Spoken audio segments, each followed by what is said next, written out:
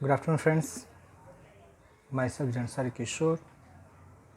Today I will teach in standard 10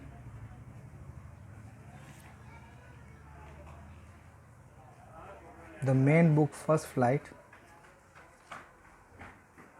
chapter number 10. The name of the lesson, The Sermon of Banaras.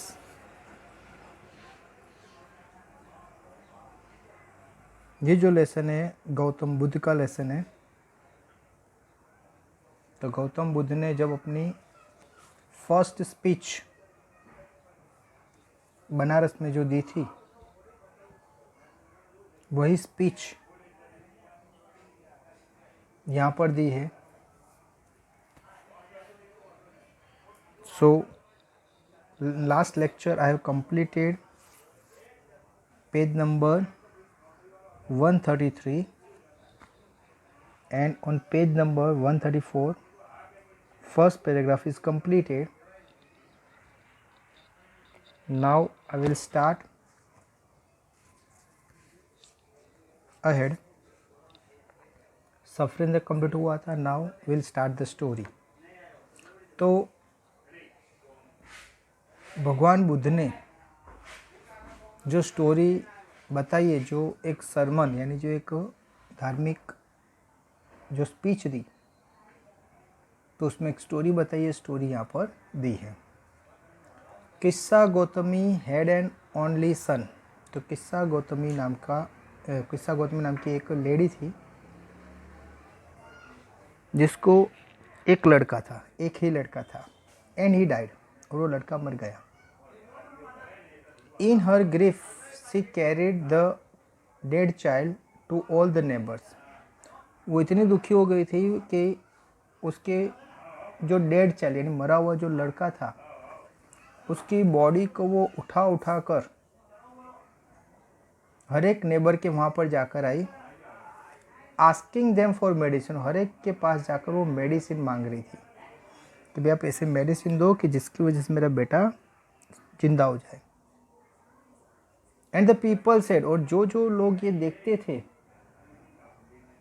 उन्होंने कहा कि she has a lost her sense.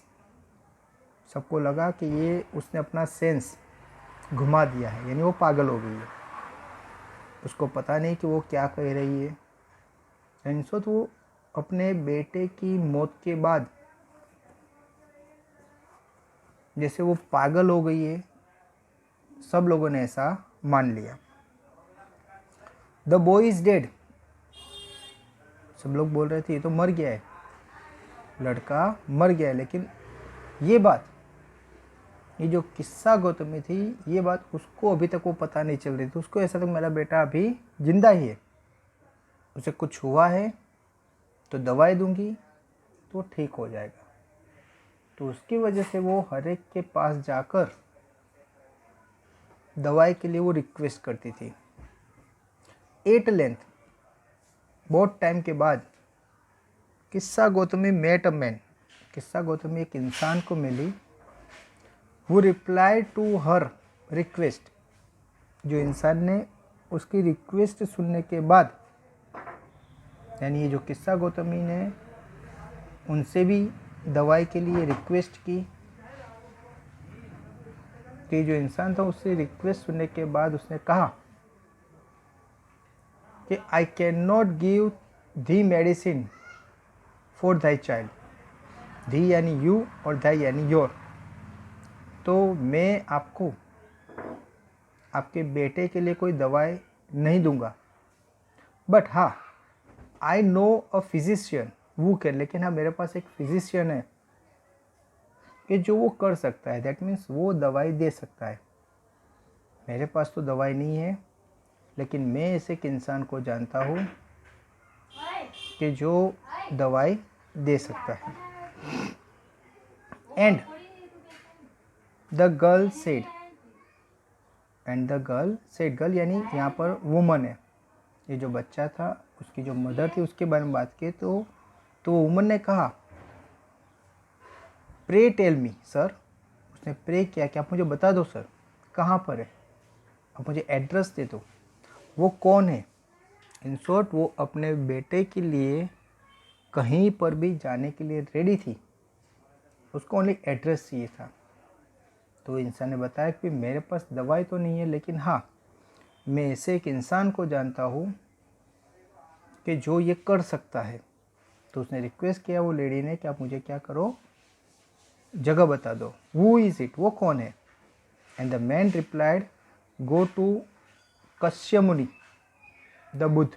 उन्होंने कहा कि आप कश्यप मुनि के पास जाओ, यानी बुद्ध भगवान के पास जाओ। Kisa Gotami repeat to Buddha and cried. अभी ये जो किस्सा गौतमी को जैसे कहा तो वो तो वहाँ पहुँच गई, बुद्ध भगवान के सामने वो भी बैठी है और उनके सामने वो कह रही है कि Lord the master give me the medicine that will cure my boy. उन्होंने जाकर भगवान बुद्ध को वही रिक्वेस्ट की जाकर कि भगवान मेरे मास्टर आप मुझे ऐसी दवाई दो कि जिसकी वजह से मेरा बेटा ठीक हो जाए। द बुद्ध आंसर, ये जो बुद्ध भगवान थे उसने आंसर दिया कि उन्होंने कहा I want a handful of mustard seed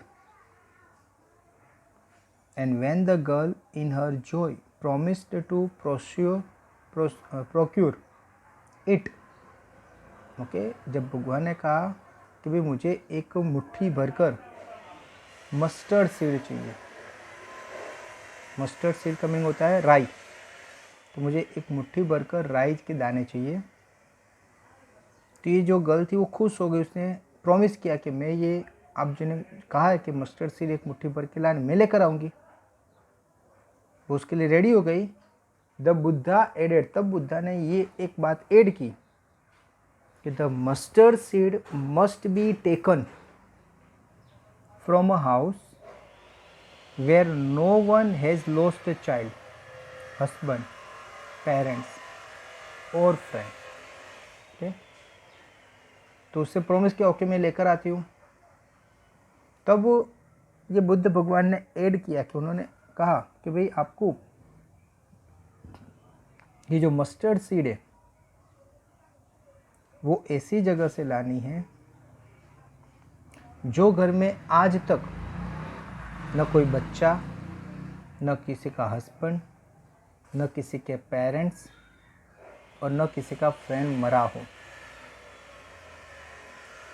poor Kisa Gotami now went from house to house. अभी जैसे ही बुद्ध भगवान ने कहा ये जो किस्सा गौतमी थी पूरे यानी बेचारे दुखी जो किस्सा गौतमी थी वो तो भागती हुई एक घर से दूसरे घर से घूमना स्टार्ट कर दिया। And the people pitied her and said here is a mustard seed. जब लोगों को ये किस्सा गौतमी ने अपने बेटे के बारे में बताया और इस तरह से बुद्ध भगवान की बात की भी, उन्होंने एक हैंडफुल ऑफ मस्टर्ड मांगे हैं तो आप मुझे दो।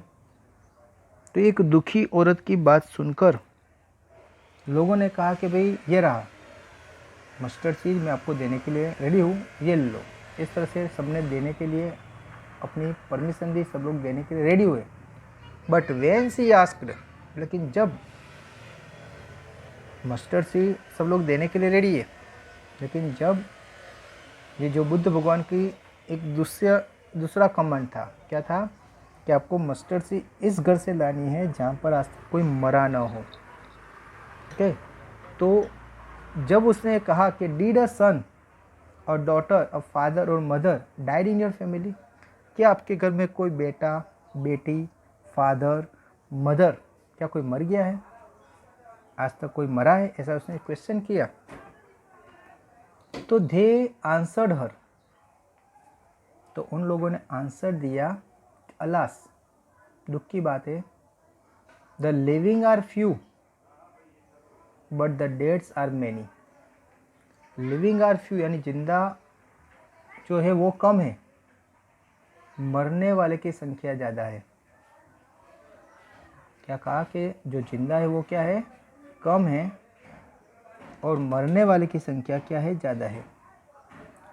Do not remind us of our deepest grief. आप हमारे जो डीपेस्ट ग्रीफ यानी बहुत ही दुखदायक जो घड़ियाँ है वो उसको याद मत करो, आप उसको याद मत कराओ।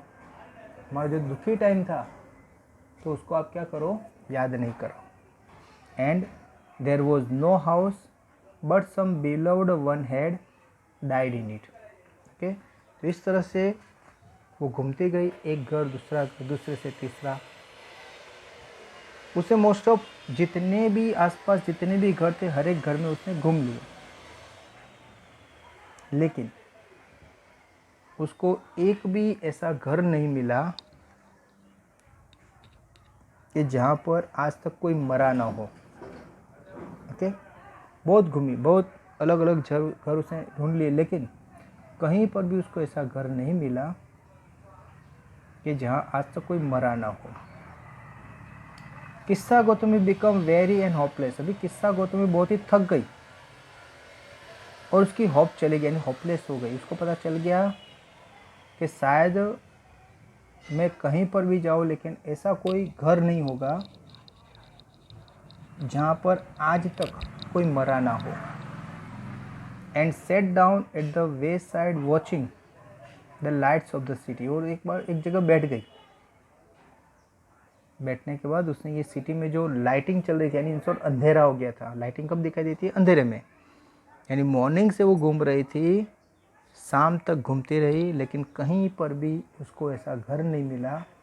अभी अंधेरा छा गया था तो वहाँ एक जगह बैठ गई और ये जो सिटी की लाइट्स थी उसको वो ऑब्जर्व कर रही थी। एज दे फ्लिक्ड अप, वो लाइट क्या होती थी, चालू बंद होती थी, उसके प्रकाश पड़ रहे थे। And were extinguish again. Okay, और कभी कभी लाइट जैसे बंद और चालू भी हो जाती थी। At last the darkness of the night regain everywhere. थोड़ी देर के बाद हर एक जगह अंधेरा छा गया। And she consider the fate of man. और उसके बाद उसने सोच लिया कि यही इंसान का नसीब है। यानी जो मौत है वो इंसान का नसीब है। मौत फिक्स है, कोई भी हो, अमीर हो गरीब हो, ओके, कोई भी प्रोफेशन में हो, डॉक्टर हो, वकील हो, टीचर हो, मौत फिक्स है, उसे कोई रोक सकता नहीं है। ओके, तो मौत तो इंसान का नसीब है। That their lives flicker up and are extinguished again. उसकी जो लाइफ है वो फ्लिकर अप है। फ्लिकर यानी बंद चालू होने वाली है, और एक टाइम ऐसा आएगा कि पूरा बंद हो जाएगा। जैसे कोई एक दीप चालू है तो जैसे हवा आएगी तो उसकी लाइट क्या होगी, कम होगी, ज़्यादा होगी, लेकिन एक टाइम ऐसा आएगा कि लाइट पूरी बंद हो जाएगी। द सेम थिंग, ये जो लाइट थी वो थोड़ी देर चालू बंद हुई, यानी एकदम बंद नहीं होती थी, लेकिन धीरे धीरे और फिर एकदम बंद हो गई। And she thought to herself, उसने अपने बारे में सोचा कि how selfish am I in my grief. मैं अपने दुख में कितनी सेल्फिश हो गई थी। Death is common to all. Death तो हर एक के लिए कॉमन है। Yet in this valley of desolation there is a path that leads him to immortality who has surrender all selfishness. कि मैं दुखी हो गई थी, मैंने अपनी सेल्फिश में मैंने क्या किया। डेथ तो कॉमन है, फिर भी ये जो वैली है वहाँ पर मैं हर एक के घर पे गई, ओके, अपनी सेल्फिशनेस को बताने के लिए मैं हर एक के घर पर गई और सबसे उसने सहाय मांगी, लेकिन कोई दे सका नहीं।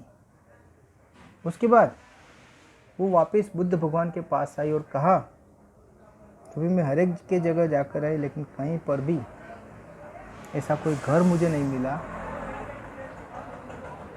कि जहाँ पर आज तक कोई मरा ना हो। यानी इस वक्त वो समझ गई कि डेथ इज नेसेसरी, वो कंपलसरी है, हर एक को आनी ही है। कोई इंसान कितना टाइम जीता है कोई फिक्स नहीं है, लेकिन हाँ जन्म लिया, मौत एक फिक्स है, लेकिन कब आएगी वो पता नहीं होता है। The life of mortal in this world is a trouble and brief and combined with pain. ये जो लाइफ है मॉर्टल इंसान की, ये अर्थ पर ये इंसान की जो लाइफ है वो ट्रबल है, ब्रीफ यानी लंबी, यानी जो ट्रबल लाइफ है, जो मुश्किल लाइफ है, जिसमें दुख है, वो लाइफ लंबी है। और लंबी लाइफ में उसको बहुत ज़्यादा पेन सहन करना पड़ेगा। फॉर देयर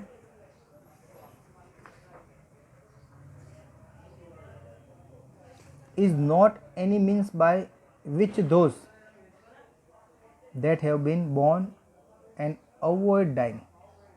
तो उसमें कोई ऐसा नहीं है कि जो ये अर्थ पर जिसने जन्म लिया है वो मरने के लिए अवॉइड करे, यानी मरना नहीं चाहता, मैं नहीं मरूंगा, ऐसा कोई कह सकता नहीं है। यानी इंसान जो जन्म लेता है उसको एक न एक दिन मरना ही है। After reaching old age there is a death.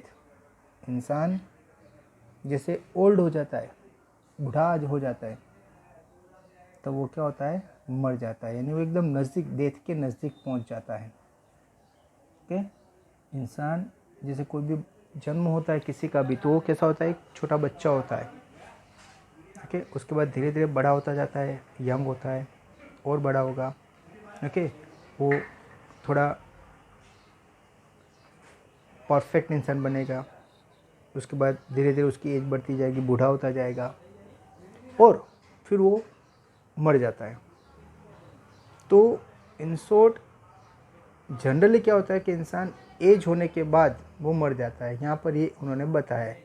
लेकिन हाँ बहुत से लोग ऐसे भी है जिसकी मौत 20 साल 25 साल 30 साल में लिखी है, तो वो भी मरते ही है। लेकिन जनरली इंसान कब मरते हैं, तो इंसान ओल्ड हो जाता है और वो मरता है, ये जनरली होता है। Of such a nature are living beings. तो इंसान घड़ा होकर मरता है, ये एक नेचर लिविंग बींग्स है। As ripe fruits are easily in danger of falling. जो राइप फ्रूट है वो जल्दी गिर जाता है, कच्चा जो फ्रूट होता है उसके कंपेयर में आप देखोगे तो जो राइप फ्रूट है वो जल्दी नीचे गिरता है। ओके, क्यों? क्योंकि अभी वो इतना हेवी हो गया है कि वो खुद का वज़न वो संभाल सकता नहीं है, इसलिए वो जैसे ही ज़ोर से हवा आएगी या कुछ होगा तो डायरेक्ट नीचे गिर जाएगा। वो अभी पहले की तरह स्ट्रॉन्ग नहीं रहा है, पहले की तरह वो मजबूत नहीं है, इसीलिए वो क्या हो जाता है, गिर जाता है। So mortals when born are always in danger of death. यानी इसका मीनिंग है कि जो इंसान यहाँ पर जन्म लेता है उसको मौत का डर तो ऑलवेज रहता ही है, क्योंकि मरना तो है ही, लेकिन कब मरना है वो फिक्स नहीं है। As all earthen vessel made by the potter and in being broken. हर एक जो अर्थन वेसल है यानी मिट्टी से बने हुए बर्तन जो पोटर ने बनाए, पोटर यानी कुम्हार ने जो भी बर्तन के वेसल बना है वो एक न एक दिन क्या हो जाएगा, टूट जाएगा। So is the life of mortals, यानी यही इंसान की क्या है, लाइफ है। बोथ यंग एंड एडल्ट, दोनों, जो यंग है जो एडल्ट है, both those who are fools and those who are wise. यानी हर एक इंसान को मरना है, जो पागल है वो भी मरता है और जो वाइस यानी बहुत ही बुद्धिशाली है, उसके अलावा बोले तो जो धनिक है उसकी भी डेथ फिक्स है, जो पुअर है वो भी मरने वाला है, जो लंबा है वो भी मरेगा, जो छोटा है वो भी मरेगा, जो मोटा है वो भी मरेगा, और जो पतला है वो भी मरेगा। यानी हर एक को एक न एक दिन मरना है, वो फाइनल है। ओके, तो यहाँ पर एग्जांपल दिया है कि जो पागल है वो भी मरते हैं और जो वाइस बुद्धिशाली है वो भी मरते ही है। All fall into a power of death. हर एक इंसान, ये जो पावर ऑफ डेथ है उसमें हर एक लोग फंसते हैं और हर एक की मौत फिक्स है। All are subject to death, ये एक सब्जेक्ट टू डेथ यानी हर एक इंसान को मरना ही है। Of those who overcome by death depart from life, जो इंसान क्या होता है, of those who overcome to death, okay, यानी कोई भी इंसान ओवरकम टू डेथ यानी डेथ से बाहर नहीं निकल सकता है। डिपार्ट फ्रॉम लाइफ, और लाइफ से एक न एक दिन उसको जाना ही है, लाइफ में से एक न एक दिन उसको जाना ही यानी मरना फिक्स ही है। A father can not save his son nor kinsman their relations, तो कोई भी फादर अपने बेटे को नहीं बचा सकता है और कोई एक इंसान अपने रिलेटिव को बचा सकता नहीं। ओके, तो जिसकी मौत जब लिखी है तब आती है, उस टाइम पर कोई फादर अपने बेटे को नहीं बचा सकता और कोई बेटा अपने फादर को नहीं बचा सकता। Mark, while relatives are looking on and lamenting deeply, तो हमारे जो रिलेटिव्स है वो देखकर वो बहुत ही दुखी होते हैं। Deeply they are feeling so, one by one mortal are carried off, एक के बाद एक ये जो मॉर्टल है उसको लेकर जाते हैं, यानी मर जाता है तो उसकी बॉडी को लेकर जाते। कैसे लेकर जाते हैं कि like an ox that is led to the slaughter, जैसे कोई एक ऑक्स को स्लेटर हाउस यानी कत्ल खाने में ले जाते हैं, इस तरह से इंसान जब मर जाता है तो उसको कब्रिस्तान या फिर जहाँ पर उसको अग्नि संस्कार दिया जाता है वहाँ पर उसको कंपलसरी क्या करते हैं, ले जाते हैं, यानी वो उसका एंड हो गया। So the world is afflicted with death and decade, तो ये जो वर्ल्ड है वो अफेक्टेड है, वो जहाँ पर हमेशा किसी की मौत होती है और कोई चीज़ डिकेड यानी बिगड़ जाती है। Therefore the wise do not grieve, इसलिए जो वाइज इंसान है, जो बुद्धिशाली इंसान है, उसको दुख होने की ज़रूर नहीं है। इंसान कोई मर जाता है तो हमें दुखी होने की ज़रूर नहीं है। Knowing the term of the world, क्योंकि ये तो दुनिया की एक दस्तूर है, जो इंसान जन्म लेता है उसको एक न एक दिन मरना ही है, वो फिक्स है, तो फिर रोने की ज़रूरत क्या है। रोने से वो इंसान न तो वापस आने वाला है, दूसरा आप अपने आप को क्या कर रहे हो, दुखी कर रहे हैं। तो इंसान को रोने की ज़रूरत नहीं है। ये बताया गया है कि भी ये जो मौत है वो फिक्स है, तो वो जो फिक्स चीज़ है उसमें रोने की ज़रूरत नहीं है। Not from weeping nor from grieving will anyone obtain peace of mind, तो जो भी कोई अगर बहुत ही दुखी होता है, कोई रोता है, तो किसी का माइंड उसमें पीसफुल नहीं होता है। रोने से इंसान बहुत ही ज़्यादा दुखी ही होता है, बहुत ही दुखी होने से भी दुखी होता है। On the contrary his pain will the greater and his body will suffer, अगर इंसान ज़्यादा रोता है या ज़्यादा दुखी होता है तो उसमें उसकी जो बॉडी है वो सफ़र करती है, उसकी जो बॉडी है उसको बहुत ही ज़्यादा प्रॉब्लम क्रिएट करना पड़ता है, वो बहुत ही ज़्यादा चीज़ों को सफ़र करती है। He will make himself sick and pale, आपकी बॉडी की वजह से आप बहुत ही ज़्यादा सिक, बीमार हो जाओगे, पेल हो जाओगे। Yet the dead are not saved by his lamentations, लेकिन आपके रोने के बाद भी ये जो मरा हुआ इंसान है उसकी लाइफ बचती नहीं है, वो तो मर ही गया है। अब कितना भी रो लो, एक इंसान रोए, 10 इंसान रोए, या 50 इंसान रोए, या 100 इंसान रोए, किसी के मरने के बाद कितना भी दुख अब सबको दिखाओ, लेकिन वो रोने से या फिर दुखी होने से जो इंसान मर गया है उसकी लाइफ वापस आने वाली नहीं है। इसीलिए ये गौतम बुद्ध कह रहे हैं कि रोना नहीं चाहिए, किसी की मौत पर हमें रोना चाहिए नहीं। He would seek peace should draw out the arrow of lamentation, उन्होंने कहा है कि भाई ये जो दुख का एक जो एक्सप्रेशन है वो आप हटा दो, दुख का जो एक्सप्रेशन है, दुख आपके चेहरे पर आ जाता है, वो आने मत दो। ओके, एंड कंप्लेन, और उनको कंप्लेन की, एंड ग्रिफ, और दुखी है, he would has drawn out the arrow and has become composed will obtain peace and mind. तो आपको दुख को अपने चेहरे पर आने नहीं देना है। आपको अपनी लाइफ जो मिली है उसको एकदम पीसफुली बितानी है। दुखी होने से आपकी लाइफ में कोई चेंजेस नहीं आने वाला है। ऊपर से आपका माइंड दुखी होगा, आप भी दुखी होगे, और उसकी इफ़ेक्ट आपकी बॉडी पर भी हो सकती है। शायद आप बीमार भी हो सकते हो। बहुत ज़्यादा दुखी होने से, बहुत ज़्यादा रोने से आप बीमार हो जाओगे, क्योंकि आपकी बॉडी वो सहन नहीं कर पाएगी।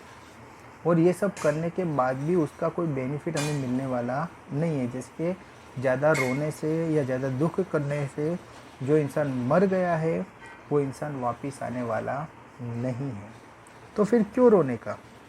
रोकर आप अपनी बॉडी को, अपने माइंड को और ज़्यादा क्या कर रहे हो, परेशान कर रहे हो। ओके, तो रोना नहीं है। He who has overcome all sorrow will become free from sorrow। जो इंसान ये दुख से बाहर निकल जाता है वो इंसान कभी भी दुखी नहीं होगा। यानी जो इंसान ये समझ लिया है कि भाई ये मौत तो फिक्स है, मरना तो हर एक दिन, हर एक को है ही, आज उनकी बारी है, कल हमारी बारी है, तो हमें रोने से कुछ मिलने वाला नहीं है, ऐसा हर एक इंसान समझ ले। ओके, तो यहाँ पर बोला पर्टिकुलर कि अगर कोई इंसान की बात पता चल जाए तो वो कभी दुखी नहीं होगा।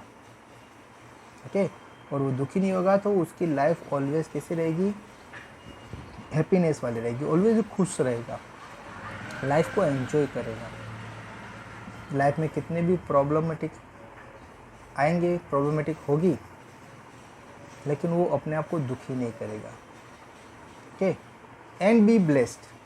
तो जो इंसान ये दुख से बाहर आ गया है उसकी लाइफ कभी भी दुखी नहीं होगी, और जैसे उसको ब्लेस्ड मिलेगी, यानी गॉड से उसको ब्लेस्ड मिलेगी कि भाई तू जो ज़िंदगी का जो एक रहस्य है वो तू जान लिया है, और वो जानने के बाद इंसान कभी दुखी होता नहीं है।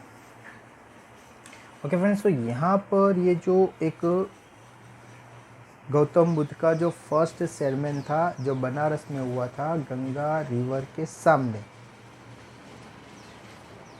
तो ये जो फर्स्ट उनका सेरमन था कि जो अभी तक संभाल कर रखा था, जिसमें हमें ये जानने को मिलता है कि लाइफ में कभी भी दुखी नहीं होना चाहिए। ओके, खास करके कोई इंसान मर जाता है तो उसके जो रिलेटिव से फ्रेंड सर्कल है वो बहुत ही दुखी हो जाते हैं। तो ये गौतम बुद्ध ने ये बताया है कि भाई कोई भी अगर मर जाता है तो उसमें दुखी होने की ज़रूरत नहीं है, रोने की ज़रूरत नहीं है, उदास होने की ज़रूरत नहीं है, क्योंकि रोने से, उदास होने से आप अपनी बॉडी को ही ज़्यादा टॉर्चर कर रहे हो। आप उसको क्या कर रहे हो, ज़्यादा प्रॉब्लम दे रहे हो, पेन दे रहे हो, दुख दे रहे हो। कितना भी रो लो, कितना भी आप दुखी अपने आप को महसूस करो, लेकिन जो इंसान मर गया है वो वापस आने वाला नहीं है। और मौत तो फिक्स है, हर एक इंसान को एक न एक दिन मरना है। आज उसकी बारी है, शायद कल आपकी भी बारी हो सकती है।